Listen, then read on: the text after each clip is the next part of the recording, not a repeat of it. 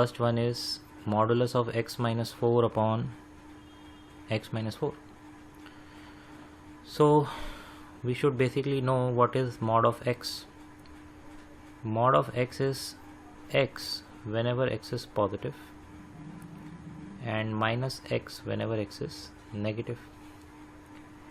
ये बेसिक हमें मालूम होना चाहिए कि जो x यहाँ पर इनपुट जा रहा है वही आपका एग्जैक्ट आउटपुट बन के बाहर आ जाएगा अगर आपने वो इनपुट पॉजिटिव लिया है, एंड अगर आपका इनपुट नेगेटिव है तो उस इनपुट के ऊपर माइनस चढ़ाएंगे और फिर उसको आउटपुट बना के बाहर भेजेंगे.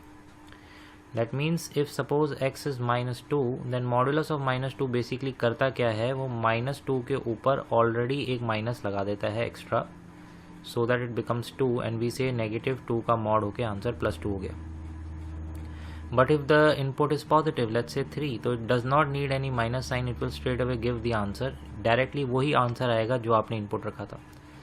तो यही मैं कह रहा हूँ कि mod of x is x if x is greater than equal to 0 and mod of x is -x if x is less than 0. So after understanding this brief analysis of modulus function, हम mod of x minus 4 को कैसे treat करेंगे. Similar logic से हम mod of x minus 4 divided by x minus 4 को tackle कर सकते हैं. सबसे पहली बात, अगर मैं आपको इसकी डोमेन पूछूं, हालांकि इसमें हमसे सिर्फ रेंज पूछी है, बट फिर we can still answer for domain. It is all real numbers except 4. We are free to add any value सिवाय 4 को छोड़ के. तो क्योंकि डिनोमिनेटर में 4 डालने पे आंसर नॉट डिफाइंड हो रहा है, जो आपका ओवरऑल फंक्शन है वो नॉट डिफाइंड होगा. So if I want the value inside bracket, वही आंसर में अगर मैं चाहता हूँ कि दिखे, उसके ऊपर मुझे कोई माइनस ना चढ़ाना पड़े. That means if I want to write the value as x minus 4, then I have to write here that x minus 4 must be positive. Then only I can say कि मॉड के अंदर जो था उसको मैंने as it is as an output लिख लिया, and नीचे ऑल्सो मेरे पास x minus 4 एक एडिशनल है. So I can open mod with a plus sign when my input is positive, and if I want my mod to open with a minus sign and नीचे x minus 4, then I have to ensure that my input is negative. Now on further simplification, in the next step I will get first position पे I will get 1, and this is true for all numbers which are more than 4, and then in the second position I will get -1, which is true for all numbers less than 4. You can even verify this claim कि आपके पास सिर्फ 2 ही type के answer आएंगे. अगर आप इसमें let's say input 5 रखते हैं तो you will get 5 minus 4 mod upon 5 minus 4 and your answer is going to be +1. and suppose आपने इसमें इनपुट रखा 2 और लेट्स से आपने इनपुट रखा इसके अंदर 2 ही रख लीजिए, तो 2 minus 4 mod divided by 2 minus 4, what is numerator?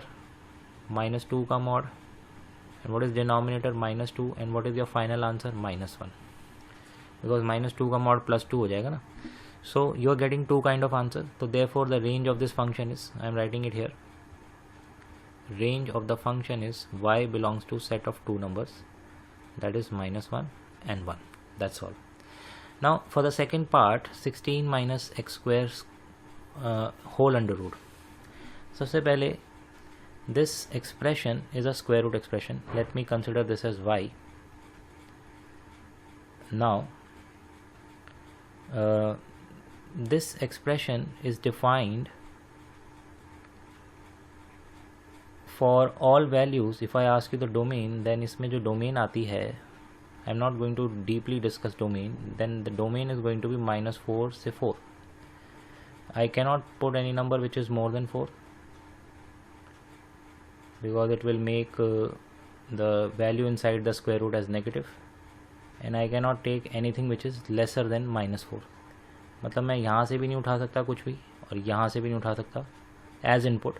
x की वैल्यूज़ की बात कर रहा हूँ. I am only free to choose value from -4 to 4. That is why my domain is going to be -4 to 4. Now keeping this in mind when I am finding the range, I can start by giving this analogy that x lies between 4 and -4, and if x is between -4 and 4, then the square of x is between 16 and 0. अगर आप logically इस चीज़ को interpret करें कि आपका x -4 से 4 के बीच में है, तो उस समय आपका x स्क्वायर फंक्शन किन दो नंबर्स के बीच में होगा? तो x square will have a range of 0 till 16. This will be the range of x square, right? From -4 onwards till 4, the values of y will vary from 0 to 16. So if x square is between 0 to 16, what will happen if I multiply throughout with minus sign? तो छोटा number starting में आ जाएगा which is -16, and highest number will go on the extreme right? 0 सबसे बड़ा हो जाएगा और -16 सबसे छोटा हो जाएगा. Now if I add 16 throughout, I will get 0 and 16 minus x square in the middle and 16 on this side.